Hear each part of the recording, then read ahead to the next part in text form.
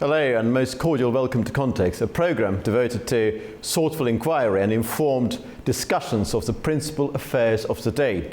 The long conflict between Russia and Ukraine has entered another perilous chapter. In the early watches of this very day, the city of Kyiv was subjected to a most ferocious aerial onslaught, a barrage of missiles and drones, resulting in the lamentable loss of no fewer than 9 souls, and the grievous injury to many more have been recorded.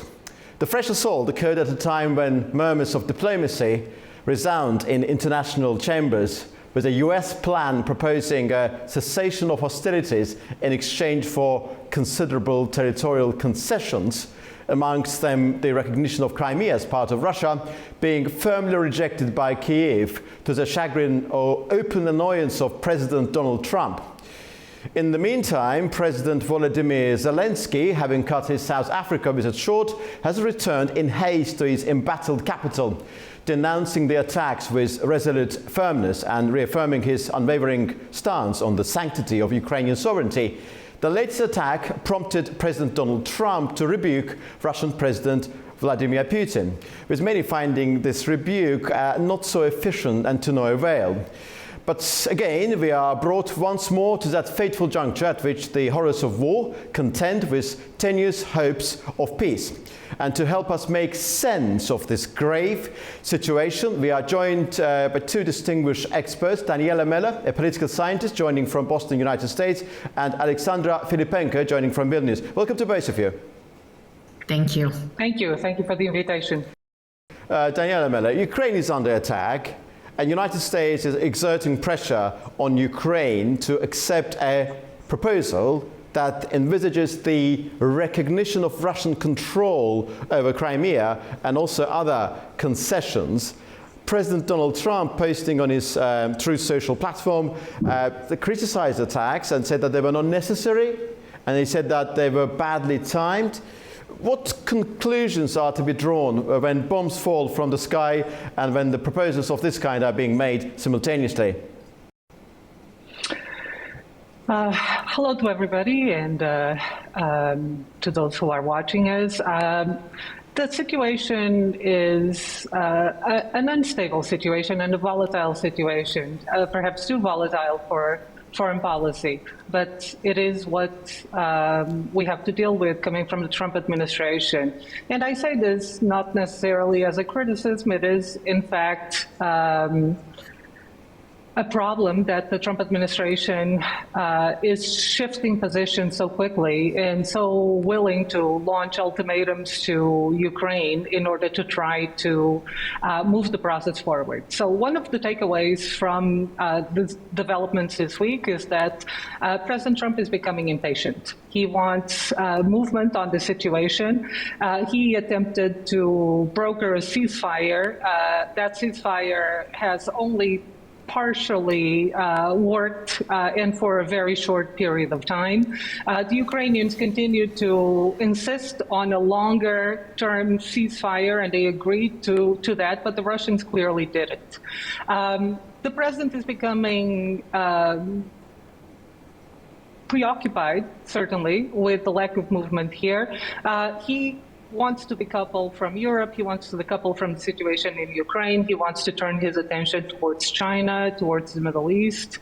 And the message that he's sending, frankly, is that he is willing to sacrifice many of the red lines of the Ukrainians in order to achieve a peace. And now, whether that peace can be a stable peace, given the proposals on the table, is a whole different question.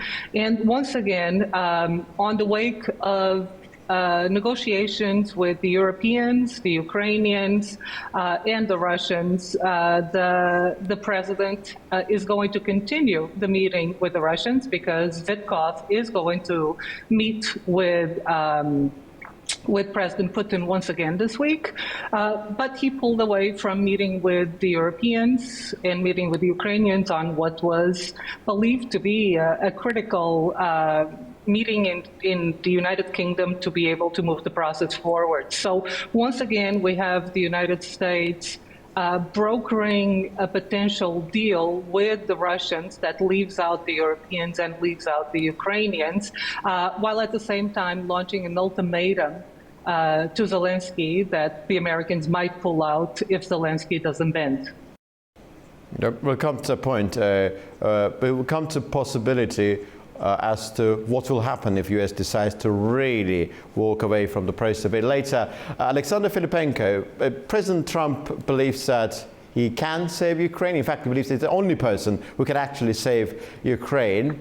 With all due seriousness, might we suggest that asking Ukraine to surrender territory in pursuit of peace is somewhat akin to offering a man half a lifeboat and calling it salvation? Because effectively what Ukraine is being told now is that if Ukraine does not go the direction of compromise, and compromise in this particular case involves surrender of sovereignty over Crimea and possibly certain sections of the eastern Ukraine, country will lose the opportunity to retain the possibility of being a proper country. So what do you make of that US position, which is effectively based on extreme pressure being applied in relation to Ukraine?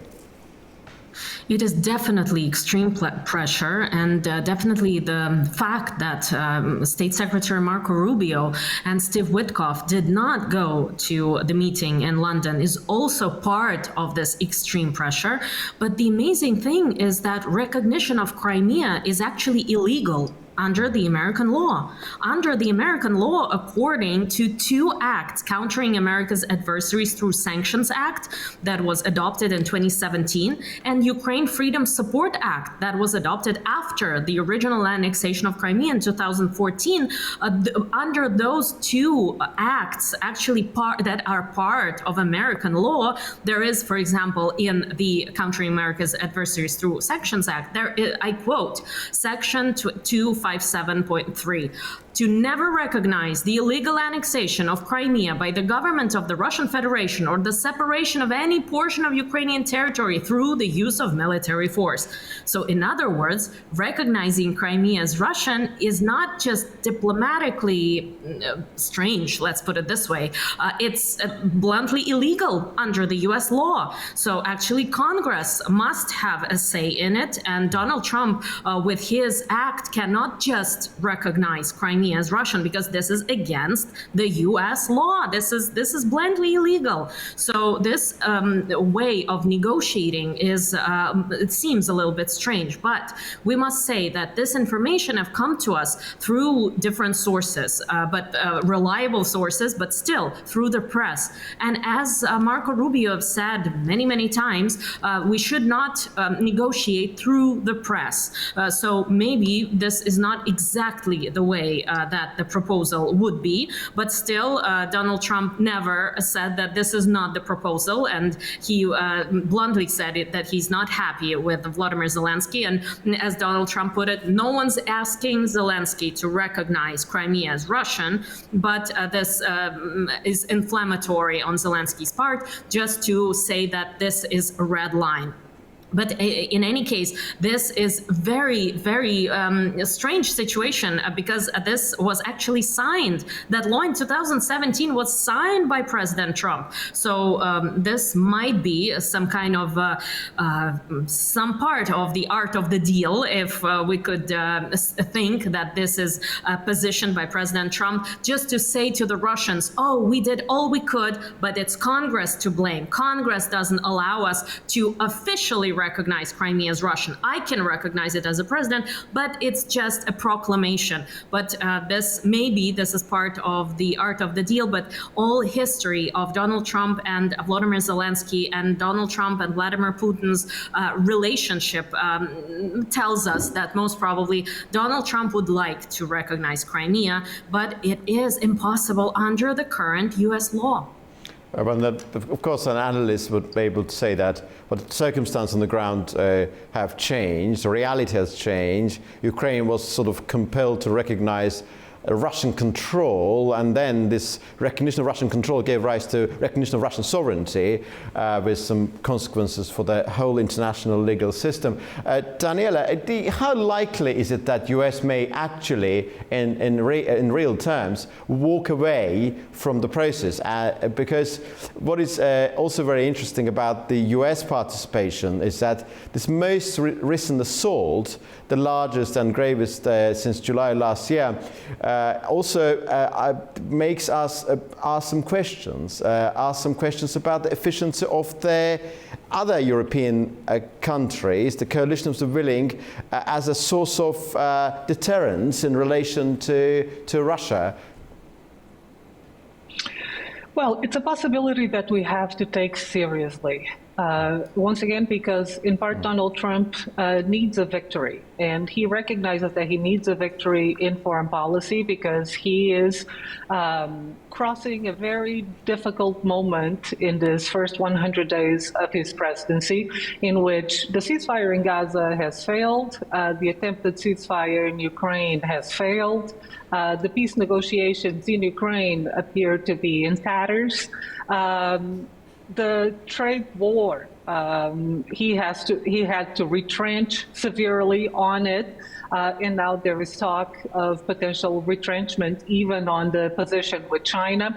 So the president does need, like this president in particular, because of his personality and because of the way he leads, he needs a win, and we could interpret this particular situation and this ultimatum in a couple of ways. One way is the way that my fellow panelist was expanding on, that perhaps this is a strategy to get the Russians to actually sign onto some agreement and be able to have some movement forward.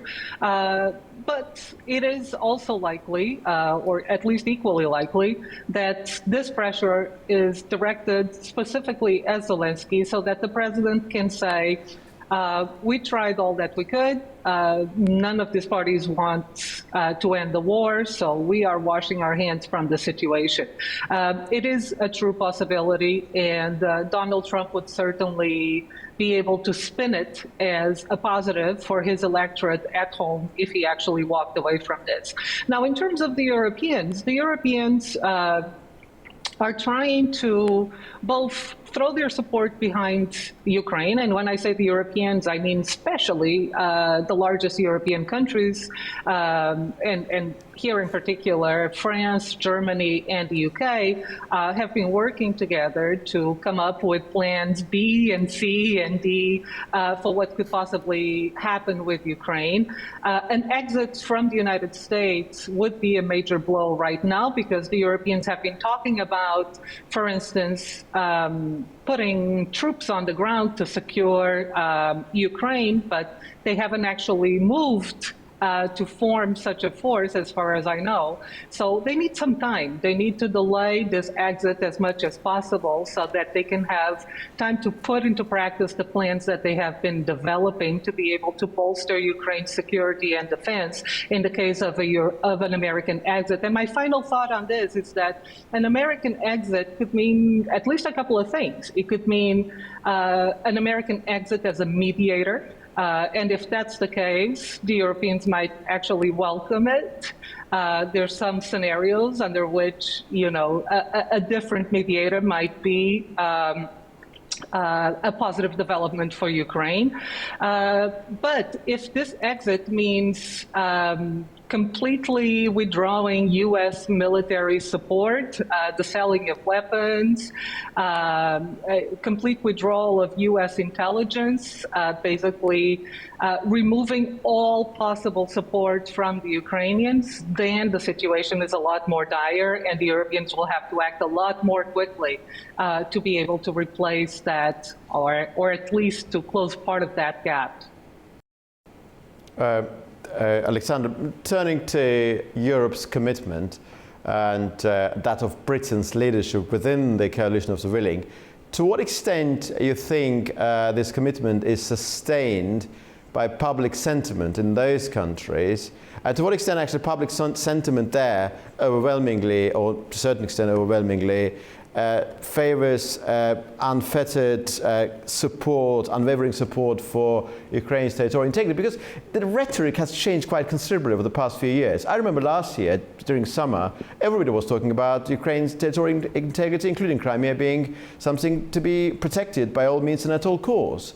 And then this question about, well, we need to compromise now, people are being killed on a daily basis, perhaps recognizing Russian control over certain portions of Ukraine is a judicious course of action, seem to prevail in many countries, not just in the United States, but also on this side of the ocean. So my question to you, do you think that public sentiment has also somewhat shifted, not decisively, but to a certain extent, in a way that does not necessarily favor the idea of supporting Ukraine?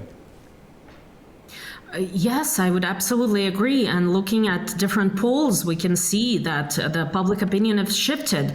But if we compare the US history and European history, Europe has its painful history of appeasing the aggressor. As Donald Trump many times have said, there is an ocean between us. So with the ocean between Europe and the United States do not see the situation with Vladimir Putin as that painful.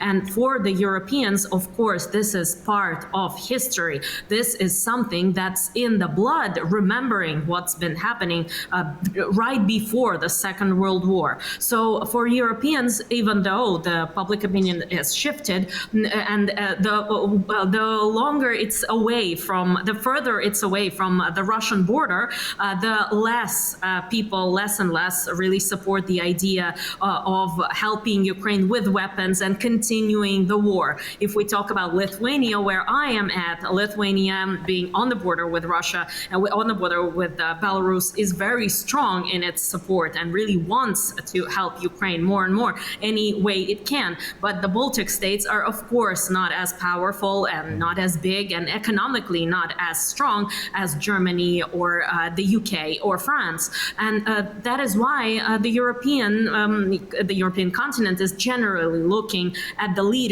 of the coalition of the willing, and over there, really the heads of the coalition are moving towards the idea that probably things really should freeze on current battle lines. But I think that the Europeans are more willing and more ready to maybe even recognize the territory de facto, but not de jure, in order not to have this precedent of giving up the territory as everyone has seen prior to the Second World War. Thank you, Alexander. I'd like to pose my last question to Daniela Mele. Daniela, do you believe that administration in Kyiv, a government of President Zelensky, is actually ready for a negotiated settlement in a sense that would involve, in one way or another, very intricate and complicated dance, the delicate minuet of diplomacy, wherein you may agree to something which is wholly unpleasant and wouldn't go nicely in terms of the different quarters of Kyiv and public opinion, but something which will eventually bring something positive. Is the government of President Zelensky ready for unpopular compromise, which could be deemed as part of the very deep strategy with some positive consequences to come later? I think that we have seen some indications that Zelensky is willing to engage in diplomatic talks to bring a ceasefire into place and to then do a deep dive into all of these intricate issues. But there have to be red lines for a leader like Zelensky. And what he has been signaling in his attempts to deal with the United States and with this positioning by President Donald Trump in particular, is that Ukraine needs to continue to be a sovereign state. He doesn't want Ukraine to become a puppet state of Moscow, sovereign only in name, but in practice, getting directions from Moscow. So that seems to be completely aligned with the Ukrainian public opinion. And clearly, we have seen support by the Ukrainians of President Zelensky actually rise since the situation at the White House that was so confrontational between the two. Tatiana Miller, Alexander Filipenko, I'm grateful to both of you for your time and for your answers. Thank you very much indeed. Thank you for having me. Well, it seems that in the grand theatre of international politics, Ukraine finds itself applauded loudly, yet despite all the support still coming from the coalition of the willing, as far as the United States is concerned, Ukraine is somewhat left alone upon the stage.